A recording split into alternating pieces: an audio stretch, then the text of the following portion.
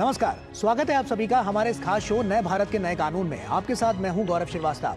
देश की नई कानून व्यवस्था, देश की नई न्याय प्रक्रिया, देश की नई इंसाफ प्रणाली आखिर कैसी है, कैसा है इसका रूप और कैसा है इसका स्वरूप, क्या है नए भारत के नए कानून में आपराधिक कानून व्यवस्था के बड़े बदलावों की बड़ी बातें आज हम आपको बताएंगे। जी हाँ, दरअसल इन नए कानूनों को लाने का मकसद ये है कि इससे कानून व्यवस्था और बेहतर होगी, साथ ही इसकी प्रक्रिया भी सरल होगी और तो और आपराधिक कानूनों में सुधार होगा।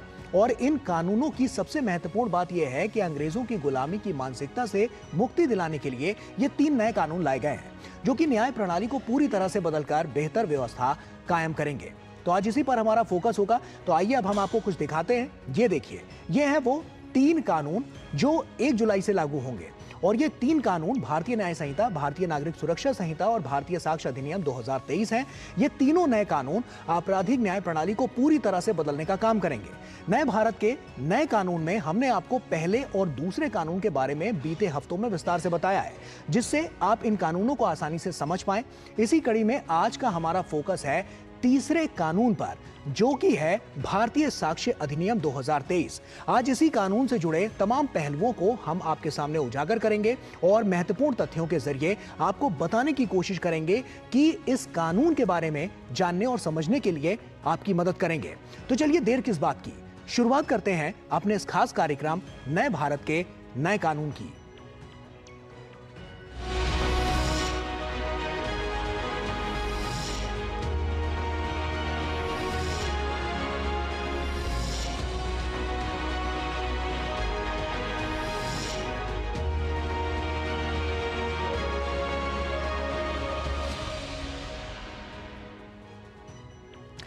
तो नए भारत के नए कानून में आज बहुत कुछ आपके लिए खास है। हम तमाम जो तथ्य हैं वो आपके लिए समेट कर लाए हैं। समझाने में भी आपको हमें आसानी होगी और साथ ही साथ आपको समझने में भी आसानी होगी कि आखिर ये भारतीय साक्ष्य अधिनियम 2023 है क्या और कैसे इससे न्याय जो प्रक्रिया है उसमें बहुत बड़ा बदलाव आएगा। तो इस पर हम बातचीत करेंगे। हमारे साथ खास मेहमान भी जुड़ने वाले हैं। तो चलिए सबसे पहले उनसे आपका परिचय करा देते हैं।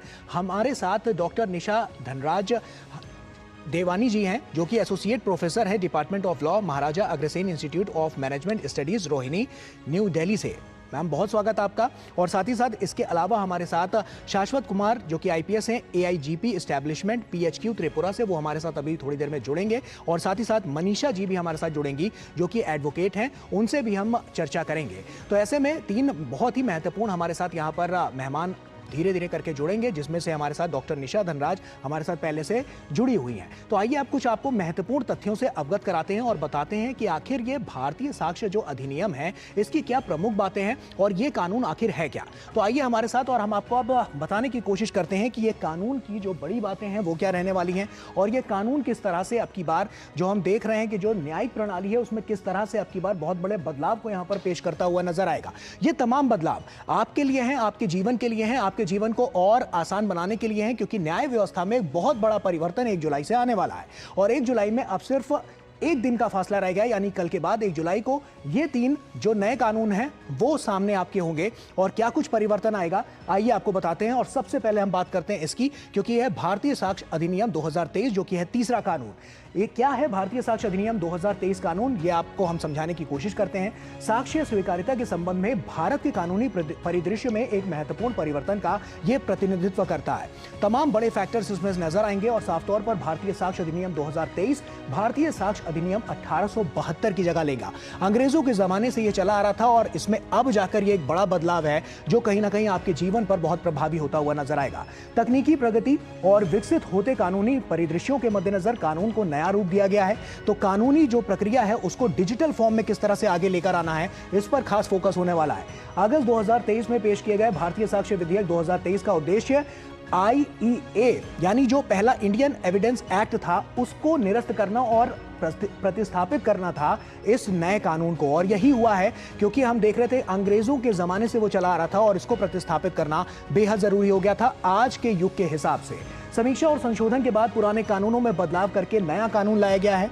तमाम संशोधन किए गए हैं, तमाम इसमें हम कह सकते हैं जो प्रावधान थे उनको बदला गया है। तो ऐसे में ये बहुत कुछ आपके सामने आने वाला है 1 जुलाई से। इसके अलावा सबसे महत्वपूर्ण बात कि परिवर्तन क्या होने वाले हैं। परिवर्तन होने वाला है धाराओं में, परिवर्तन अब देखने को मिलेगा। हमने देखा था कि 167 धाराएं पहले थीं और अब उसकी जगह 170 धाराएं होंगी, यानी कि 3 धाराएं और बढ़ा दी गई हैं। इसके अलावा इस कानून में आईईए में स्थापित मुख्य सिद्धांतों को काफी हद तक बरकरार रखा गया है। तो ये काफी महत्वपूर्ण इसलिए भी है कि बहुत बड़े चेंजेस इसमें नहीं आए हैं। आईपीसी और सीआरपीसी की अगर हम बात करें तो उस दोनों कानून में, चाहे भारतीय न्याय संहिता या नागरिक सुरक्षा संहिता की बात करें, उसमें बड़े बदलाव देखने को मिले थे, लेकिन यहां पर कुछ हद तक बदलाव किए गए हैं और ये बदलाव बहुत महत्वपूर्ण है, डिजिटल भी और टेक्नोलॉजी के लिहाज से भी। साक्ष्य को परिभाषित करने के तरीकों में बदलाव किया गया है। साक्ष्य यानी एविडेंस, यानी कि सबूत, ये सबूत ही है जो किसी मुजरिम को जेल तक पहुंचाते हैं, न्याय प्रक्रिया को और दुरुस्त और मजबूत बनाते हैं। तो यही वो साक्ष्य हैं जिनके बारे में हम बात कर रहे हैं कि अब उसमें किस तरह का परिवर्तन आएगा, वो कितना महत्वपूर्ण होगा और कितनी मजबूती के साथ अब उसको रखा जा सकेगा। मामलों में डिजिटल तथ्यों और प्रासंगिक तथ्यों पर जोर दिया गया है, जिसकी बात हम कर रहे थे। डिजिटल तथ्यों यानी कि अब टेक्नोलॉजी के लिहाज से जो डिजिटल तथ्य होंगे और जो कागजी पहले तथ्य सामने रखे जाते थे, यानी साक्ष्य रखे जाते थे, यानी जो सबूत थे वो रखे जाते थे, तो अब डिजिटल माध्यम से भी वो साक्ष्य अब प्रस्तुत किए जा सकते हैं। पुलिस के इकबालिया बयानों पर मौजूदा सीमाओं को बरकरार रखता है। तो जो तमाम पुलिस की जो कार्यप्रणाली है, इस पर हम चर्चा भी करेंगे, आगे हम जानने और समझने की कोशिश करेंगे कि वहां कैसा परिवर्तन नजर आया है। लेकिन जो इकबालिया कानून की जिसकी हम बात कर रहे हैं, पुलिस की जो कार्यप्रणाली है, उसमें भी बहुत बड़ा बदलाव, एक चेंज, एक सबूत के लिए, साक्ष्यों के लिहाज से यहां पर देखने को मिलेगा। मजिस्ट्रेट द्वारा दर्ज किए गए बयानों को अनुमति देता है और ऐसे में तमाम ऐसे यहाँ पर जो हम कह सकते हैं कि जो रूपरेखा इसकी रखी गई है, जो अलग अलग प्रमुख बिंदु रखे गए हैं, उस पर मजिस्ट्रेट में भी काफी मदद मिलती हुई नजर आएगी, न्याय प्रक्रिया में मदद मिलती हुई आएगी। तो ये तमाम बड़े फैक्टर्स हैं जो हम आपके साथ यहाँ पर साझा कर रहे हैं और इसी पर हम चर्चा भी करेंगे। हमारा खास फोकस ये है कि आसान भाषा में आपको समझाना कि भारतीय साक्ष्य अधिनियम आखिर है क्या। तो एक छोटे से ब्रेक के लिए यहां पर रुक रहे हैं। ब्रेक के उस पार जब हम वापस आएंगे तो हम साफ तौर पर आपसे बात करेंगे और यहां पर आपको और भी बताने की कोशिश करेंगे कि किस तरह से जो पूरी न्याय प्रणाली है उसमें किस तरह का बदलाव नजर आ रहा है। हमारे साथ तमाम यहां पर मेहमान भी जुड़े हुए हैं, तो उनसे भी आपका तारुफ तो हमने कराया ही और साथ ही साथ अभी जो हमारे साथ और मेहमान जुड़ेंगे उनसे भी हम आपको मिलवाएंगे और बताने की कोशिश करेंगे कि किस तरह से अब की बार एक बड़े बदलाव की ओर हम देख रहे हैं कि ये जो पूरा कानून है, जो न्यायिक प्रक्रिया है, जो ये पूरी प्रणाली है, वो किस तरह से एक बड़े बदलाव की ओर इशारा कर रही है और बहुत बड़ा बदलाव आपके जीवन में आने वाला है। छोटा सी ब्रेक लिया, रुक रहे हैं, जल्द हाजिर होते हैं। जिन्होंने यूज किया है वो जानते हैं असली हींग का स्वाद। MDH सुपर हींग, शुद्धता का असली तड़का। MDH। अरे क्या हो गया, पूरा का पूरा गांव यहाँ आ गया। भैया इसी हाथ से चारा खिलाते हो, तभी तो आपके गाय भैंसों की ब्याज सबसे ज्यादा है। पगले, ये चमत्कार इस हाथ का नहीं, हाथ में जो कपिला पशु आहार है उसका है, जो पशुओं की सेहत अच्छी रखता है और ब्याज भी बढ़ाता है। कपिला, देश का नंबर 1 पशु आहार। बात जब पीढ़ियों के लिए बनने वाले घर की हो तो जिम्मेदारी बड़ी हो जाती है। गैलेंट समझता है ये जिम्मेदारी। अब डबल एम रिब्स के साथ गैलेंट एडवांस TMT रीबार, निर्माण का रियल हीरो। दादू, आग का तारा मतलब? बहुत प्यारा, बिल्कुल तुम्हारे जैसा। पापा, ऑनलाइन फॉरेक्स ट्रेडिंग पर best offers, high returns, bonus deposit और इनाम जीतने का मौका। हाँ बैल, मुझे मार मतलब? मुसीबत को बुलाना तुम्हारे पापा जैसे। आरबीआई कहता है आकर्षक ऑफर्स का लालच देने वाले अनधिकृत प्लेटफॉर्म्स पर फॉरेक्स ट्रेडिंग करना यानी अपने पैरों पर कुल्हाड़ी मारना। इसका मतलब? इन्हीं से पूछो। समझा पापा। आरबीआई कहता है जानकार बनिए, सतर्क रहिए। डॉक्टर ऑर्थो ऑयल के रेगुलर मसाज से जॉइंट हेल्थी रहते हैं और अगर प्रॉब्लम बहुत पुरानी है तो डॉक्टर ऑर्थो कैप्सूल्स साथ लेना ना भूलें। अब दर्द भी घुटने टेकेगा। चुटकुला समझ नहीं आया? समझ तो ये नहीं आता कि खेत धान का या खरपतवार का। तो इसमें समझना क्या है दोस्त, ले आओ धान के खरपतवारों का स्पेशलिस्ट ग्रीन लेबल। IIL के ट्रैक्टर ब्रांड का ग्रीन लेबल, धान के खरपतवारों का स्पेशलिस्ट। गोल्डी छोले मसाले, जहाँ जाए रिश्ते बनाए। Do you feel conscious while smiling? Say goodbye to your worries because an orthodontist can help you feel confident. Be it a child, a teenager, or even a working professional, braces and aligners can help you get that stunning smile. Consult your nearest orthodontist. To learn more, visit the Indian Orthodontic Society's website, bracesspecialists.com. Break के बाद एक बार फिर से आप सभी का स्वागत है। साफ तौर पर आज हम बात कर रहे हैं भारतीय साक्ष्य अधिनियम 2023 की। क्या कुछ इसके जो बदलाव हैं वो किस तरह की नई प्रक्रिया की ओर इशारा करते हुए नजर आ रहे हैं, इस पर हमारा खास तौर पर फोकस है। और हम आपको बताने की भी हमने आपसे ब्रेक पर जाने से पहले हमने आपको बताने की कोशिश की कि क्या कुछ इसमें स्वरूप बदलता हुआ नजर आ रहा है, किस तरह से किन किन बातों पर सबसे ज्यादा फोकस रखा गया है। तो चलिए अब अपने मेहमानों का रुख कर लेते हैं और उन्हीं से जानते हैं कि आखिर क्या कुछ बड़ी बातें इसमें से निकलकर सामने आ रही हैं। और हमारे साथ जैसा कि आप देख सकते हैं दो खास मेहमान और जुड़ चुके हैं। शाश्वत कुमार जो कि AIGP एस्टैब्लिशमेंट PHQ त्रिपुरा से हमारे साथ जुड़ रहे हैं। सर बहुत स्वागत है आपका। और साथ ही साथ हमारे साथ मनीषा जी जुड़ रही हैं जो कि एडवोकेट हैं। मनीषा जी आपका भी बहुत बहुत स्वागत है। डॉक्टर निशा, मैं शुरुआत आप ही से करना चाहूँगा। मैं ये जानना चाहता हूँ, मैं ये समझना चाहता हूँ कि जो साक्ष्य हैं यानी कि एविडेंस, सबूत, इनको हमने देखा है कि इकट्ठा करने में बहुत मेहनत और बहुत ज़्यादा दिमाग लगता था, जिसकी वजह से जब हम देखते थे न्यायिक प्रक्रिया में जब वहाँ पर जज के सामने रखा जाता था तमाम इसमें अलग अलग बिंदु नजर आते थे। लेकिन अब की बार की प्रक्रिया को जब हम देख रहे हैं और हम तीसरे कानून की बात कर रहे हैं तो क्या लगता है कि इन कानूनों से कितनी मजबूती इनमें आती हुई नजर आएगी और साक्ष्य अधिनियम जिसकी हम बात कर रहे हैं इसमें कितना बड़ा बदलाव ये लोगों के जीवन में लेकर आएगा?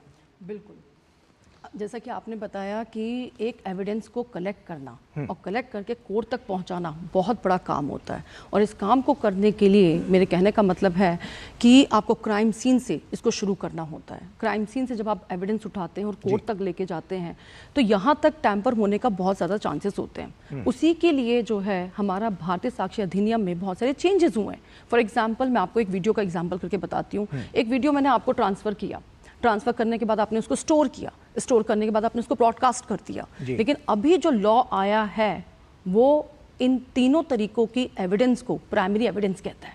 मैं ये बताना चाहूंगी कि जब हम इंडियन क्रिमिनल जस्टिस सिस्टम की बात करते हैं और इसमें जजेस को इन्वॉल्व करते हैं, प्रोसिक्यूशन को इन्वॉल्व करते हैं या फिर आपके पुलिस सिस्टम को इन्वॉल्व करते हैं, तो इन तीनों के लिए एविडेंस बहुत इंपॉर्टेंट होती है। तो एविडेंस जब इंपॉर्टेंट होती है तो उसका सही एविडेंस का, क्वालिटी एविडेंस का कोर्ट में आना भी बहुत इंपॉर्टेंट होता है। जब हम क्वालिटी एविडेंस की बात करते हैं तो इलेक्ट्रॉनिक एविडेंस या फिर डिजिटल मीडियम से वो रिकॉर्ड किया हुआ एविडेंस जब कोर्ट में आता है तो उसी के बेसिस पे जो है जजमेंट दी जाती है। मेरे कहने का मतलब है वो वीडियो का एग्जांपल लेके कि जब हम सेक्शन 57 की बात करते हैं प्राइमरी एविडेंस की कैटेगरी में आता है और हमारे इंडियन क्रिमिनल जस्टिस सिस्टम के लिए प्राइमरी एविडेंस यानी कि ओरिजिनल एविडेंस के रूप में देखा जाता है, जो कि बहुत ही अच्छा एविडेंस होता है। और उसी वजह से सेक्शन 57 में हमने 4 नई एक्सप्लेनेशंस ऐड की हैं। ऐसा कोई डिजिटल रिकॉर्ड, ऐसा कोई इलेक्ट्रॉनिक रिकॉर्ड जिसे क्रिएट किया गया है मल्टीपल फाइल्स में, वो मतलब कि सेव हो गया है या फिर उसका जो है कह सकते हैं कि स्टोरेज वगैरह या फिर उसका ट्रांसमिशन ब्रॉडकास्ट करके जो है मुझे वो वीडियो मिला है, इन सभी सिचुएशंस में वो एक प्राइमरी ओरिजिनल एविडेंस कहलाएगा। इसी के साथ साथ अगर वो किसी टेम्पररी फाइल में चला गया है तब भी वो मेरा प्राइमरी एविडेंस रहेगा। इन चीज़ों के ऊपर बहुत डिस्प्यूट्स होते थे, बहुत सारी केस की जजमेंट्स है जहाँ पे इनको इग्नोर किया गया है, लेकिन अब हमारे पास साक्ष्य अधिनियम के थ्रू वो चीज़ बिल्कुल क्लैरिटी के साथ है। इसी के साथ साथ हमारा सेक्शन 58 में भी बहुत चेंजेस किए गए, जहाँ पे हम सेकेंडरी एविडेंस की बात करते हैं उसमें 3 क्लॉजेस को जो ऐड किया गया है। 58 क्लॉज 6 जहाँ पे हम ओरल एडमिशंस की बात करते हैं, 7 जहाँ पे हम रिटन एडमिशंस की बात करते हैं और लास्ट 8 58 क्लॉज 8 जहाँ पे हम एक्सपर्ट ओपिनियन की दी हुई रिपोर्ट की बात करते हैं, हमारे सेकेंडरी एविडेंस है। मेरे कहने का मतलब है जो सेक्शन 61 को जो न्यूली एडेड है हमारा BSA, वो अब ये कहता है कि चाहे पेपर बेस्ड डॉक्यूमेंट कोर्ट में आए या फिर डिजिटल या इलेक्ट्रॉनिक रिकॉर्ड कोर्ट में आए, इन दोनों में ही अब कोई डिफरेंस नहीं रहेगा। अगर आपके पास कॉपी है और वो कॉपी आप कोर्ट में जमा करते हैं, सिर्फ आपको एक सर्टिफिकेट जमा करना है जिसके ऊपर तब्दीलियां आई हैं सेक्शन 63 के क्लॉज 4 के अकॉर्डिंग। ठीक है, शाश्वत जी आप ही का रुख कर रहा हूं सर, क्योंकि सबसे पहले आदमी पुलिस के पास ही जाता है जब कुछ ऐसी आपराधिक घटनाएं होती हैं, तो ऐसे में जो प्रणाली है वो कितनी तेज गति से यहाँ पर बदलती हुई नजर आएगी और जिस एविडेंस की हम बात कर रहे हैं, हम जिन सबूतों की बात कर रहे हैं, किस तरह से जब ये डिजिटल फॉर्म में, जैसा कि अभी बता रही थी डॉक्टर निशा बता रही थी, साफ तौर पर वो कितना बड़ा कारगर साबित होगा, कितनी बड़ी मदद पुलिस प्रणाली में इससे मिलती हुई नजर आएगी, जिससे जो केस है वो जल्दी सॉल्व हो पाएगा। जी, सबसे पहली बात तो ये है कि जो प्रणाली है वो सिंप्लीफाई की गई है जी। वो हम लोग कभी भी एविडेंस देते हैं तो उसमें एक सेक्शन 65 की सर्टिफिकेट होता जो पहले देते थे, जो अब सेक्शन 63 में देंगे। तो पहले था ओवरऑल इंचार्ज जो कि ऑफिशियल पोजीशन में होता था, उससे लेना होता था सर्टिफिकेट। अभी उस चीज से दूर हटके हम इस प्रोसेस पे आ गए हैं कि जो भी उस कंप्यूटर को ऑपरेट कर रहा है आपको, उस वो आदमी एविडेंस ले पाए, उससे हम लोग सर्टिफिकेट कलेक्ट कर पाए और उस सर्टिफिकेट में जानकारी उसको देनी होगी जो भी सब्सटेंस उससे हम कलेक्ट कर रहे हैं उसके बारे में।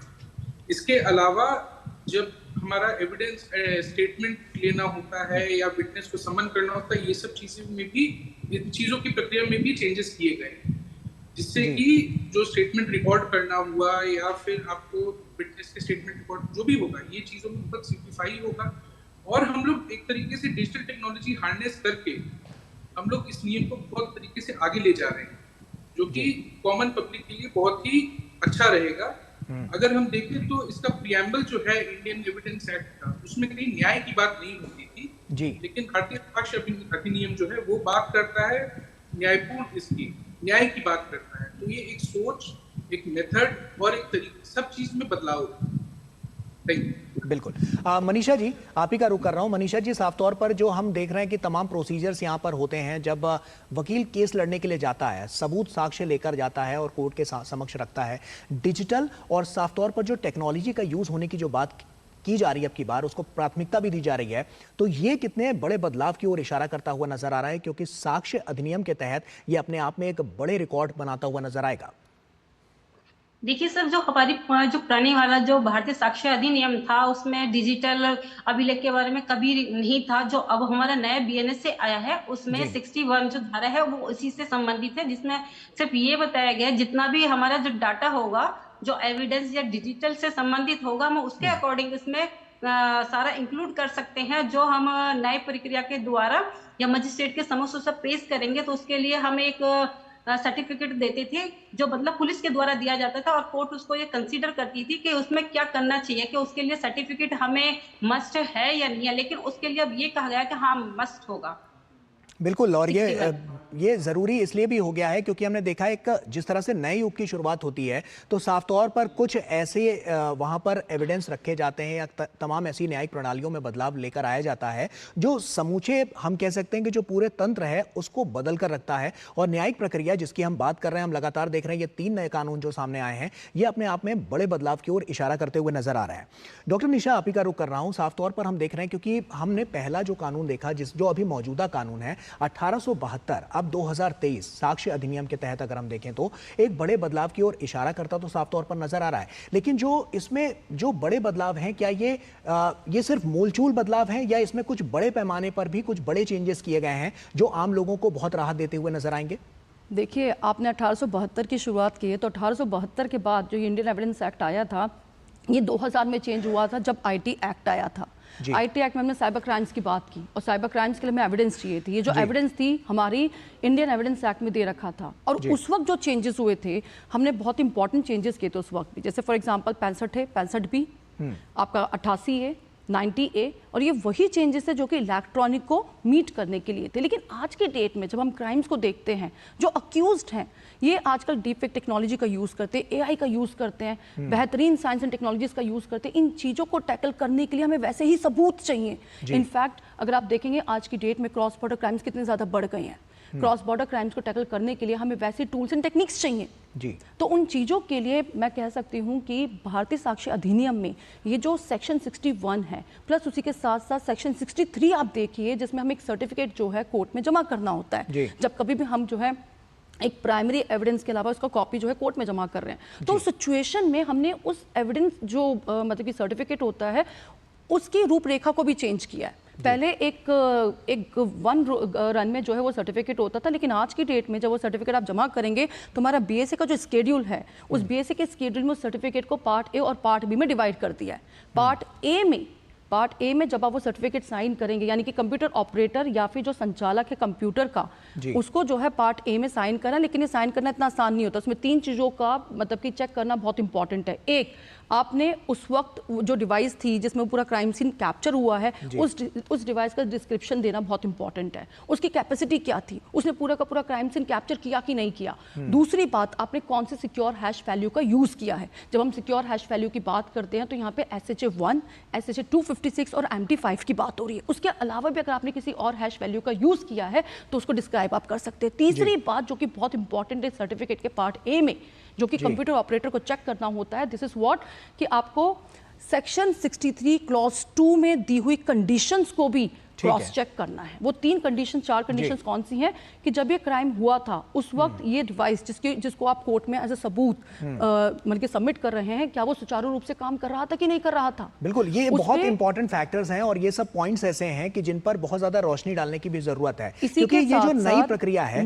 वो किस तरह से तेज गति से काम करती हुई नजर आ रही है, ये हम बताने की भी दर्शकों को कोशिश कर रहे हैं। कुछ और भी इंपॉर्टेंट फैक्टर्स हैं हमारे पास, तो हम अपने दर्शकों को वो भी बताने की कोशिश करते हैं। और आइए अब आपको लेकर चलते हैं और आपको दिखाते हैं कि किस तरह से ये जो हम डिजिटल एविडेंस की बात कर रहे हैं ये कितना इंपॉर्टेंट फैक्टर अब की बार ये साबित होने वाला है। आइए एक बार फिर से आपको बताने की कोशिश करते हैं और समझाते हैं कि आखिर ये जो डिजिटल प्रणाली है वो अब की बार इस न्याय प्रणाली को किस तरह से पूरी तरह से बदल कर रखेगी और साफ तौर पर जो इंसाफ होगा वो तेज गति से होता हुआ नजर आएगा और इसका सीधा फायदा अगर किसी को होगा तो वो आपको होगा। कैसे होगा, आइए अब आपको समझाने की कोशिश करते हैं। देखिए, अब हम आपको बताते हैं कि किस तरह से जो तमाम जो डिजिटल प्रणाली है वो कैसे अब की बार काम करती हुई नजर आएगी। जैसा कि आप देख सकते हैं कि नई प्रक्रिया की जो मुख्य बातें हैं वो हम आपके सामने रख रहे हैं। दस्तावेज के रूप में इलेक्ट्रॉनिक अब रिकॉर्ड सामने आएगा। इलेक्ट्रॉनिक रिकॉर्ड को पारंपरिक कागजी दस्तावेजों के साथ अब प्राथमिक साक्ष्य माना गया है, जिस पर अभी हम चर्चा कर रहे थे और जो डॉक्टर निशा ने भी बताया कि अब उसको प्राथमिक साक्ष्य का दर्जा दिया गया है। और ये बहुत इंपॉर्टेंट फैक्टर अब की बार साबित होने वाला है, क्योंकि ये डिजिटल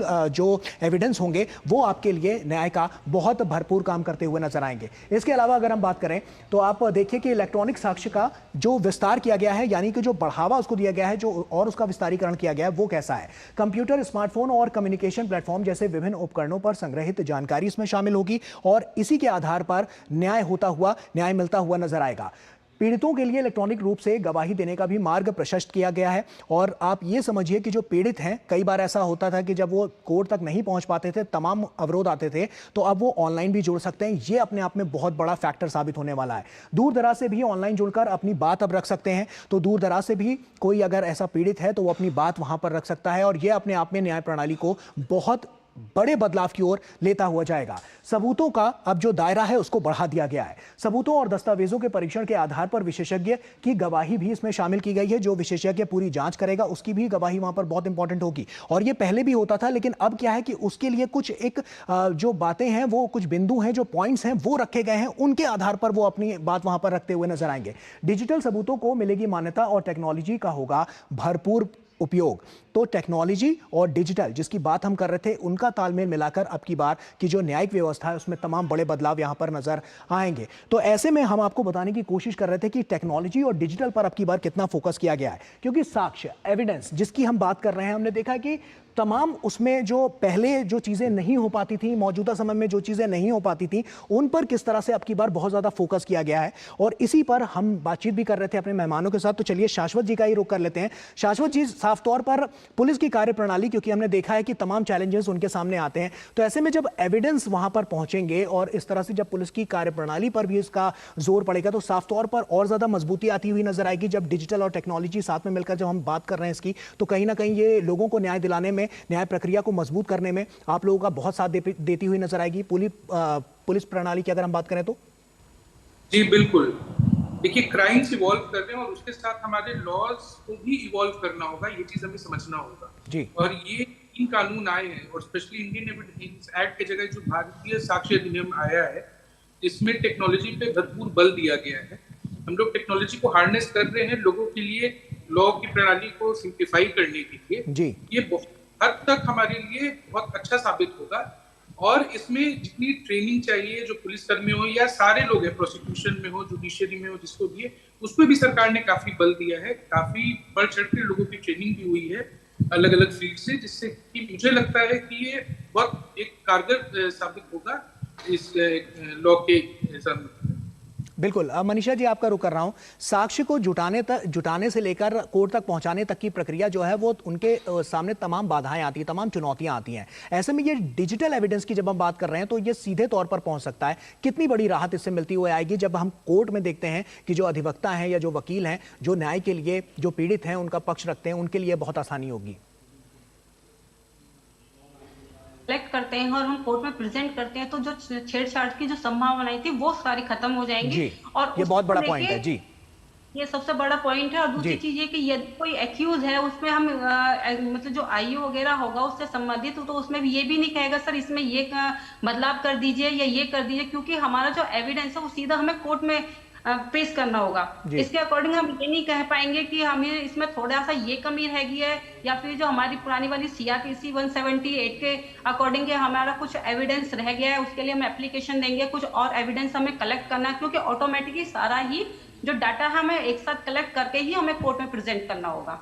बिल्कुल साफ तौर पर, क्योंकि ये तमाम जो अलग अलग फैक्टर्स हैं, तमाम अलग अलग जो पॉइंट्स हैं, ये मिलकर एक बड़े कानून का रूप ले रहे हैं। तो ऐसे में ये कानून आपके जीवन में छोटे छोटे जो अहम पॉइंट्स हैं उनको लेकर आपके जीवन में भी बहुत बड़ा बदलाव लेकर आएगा। हमारे साथ आप सभी जुड़े, आप सभी का बहुत बहुत शुक्रिया तमाम जानकारियां दर्शकों तक पहुंचाने के लिए और इस साक्ष्य अधिनियम को आसान भाषा में लोगों तक पहुंचाने के लिए आप सभी का बहुत बहुत शुक्रिया। शाश्वत जी आपका बहुत बहुत शुक्रिया, डॉक्टर निशा आपका बहुत बहुत शुक्रिया और मनीषा जी आपका बहुत बहुत शुक्रिया हमारे साथ जुड़ने के लिए। तो साफ तौर पर हम देख रहे हैं कि जो न्याय प्रणाली है उसमें बड़े बदलाव की ओर अब भारत आगे बढ़ रहा है और नए भारत के ये जो नए कानून हैं ये नई गाथा लिखने के लिए आगे बढ़ते हुए अब नजर आ रहे हैं। साफ तौर पर इसी पर हमारा फोकस था और आज के इस खास कार्यक्रम में अभी के लिए फिलहाल इतना ही। हमारी पूरी टीम को दीजिए इजाजत, लेकिन कल रात 9 बजे आपसे फिर से होगी एक बार मुलाकात। तो आप बने रहिएगा DD न्यूज के साथ।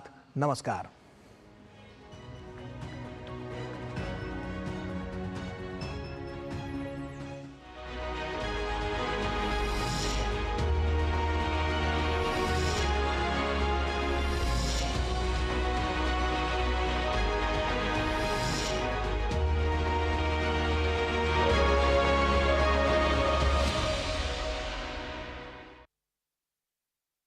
तस्मादन्यमुपेक्ष्य सर्वविषयं विद्याधिकारं कुरु। कदाचित् परम्पराभिज्ञानयोः केन्द्रभूतस्य नालन्दा विश्वविद्यालयस्य पुनरपि नवजागरणं देशवासिभिः सगौरवं नयनगोचरीकृतम्। यहाँ नालंदा प्राचीन काल में पढ़ने वाले लोग अनेक केंद्रों से संस्कृत पढ़कर यहाँ आते थे, क्योंकि यहाँ अध्ययन विज्ञापन संस्कृत भाषा में होता था। और यह है कि स्वर्णद्वीप में कई केंद्र थे, इंडोनेशिया में कई केंद्र थे जहाँ पर लोग संस्कृत पढ़कर फिर यहाँ तक पहुँचते थे।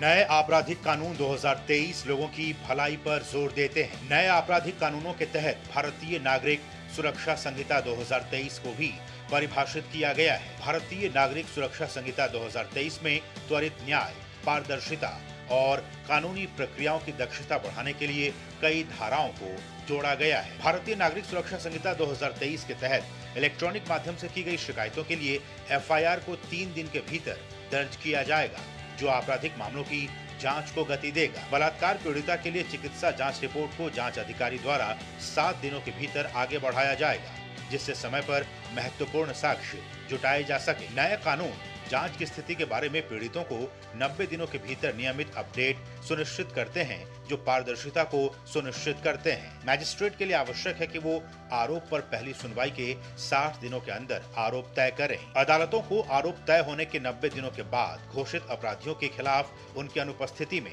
मुकदमा शुरू करने, कार्यवाही में तेजी लाने और पीड़िता को समय पर न्याय सुनिश्चित करने का अधिकार दिया गया है। आपराधिक न्यायालय को अदालत में ट्रायल समापन के 45 दिनों के भीतर निर्णय घोषित करना सुनिश्चित करता है। इसके साथ ही 7 दिनों के भीतर जजमेंट की कॉपी अपने पोर्टल पर अपलोड करनी होगी। नए आपराधिक कानून यानी भारतीय न्याय संहिता 2023, भारतीय नागरिक सुरक्षा संहिता 2023 और भारतीय साक्ष्य अधिनियम 2023 1 जुलाई से लागू हो रहे हैं। नए कानूनों के बारे में जानने के लिए NCRB संकलन of criminal laws mobile app को प्ले स्टोर या ऐप स्टोर से डाउनलोड करें।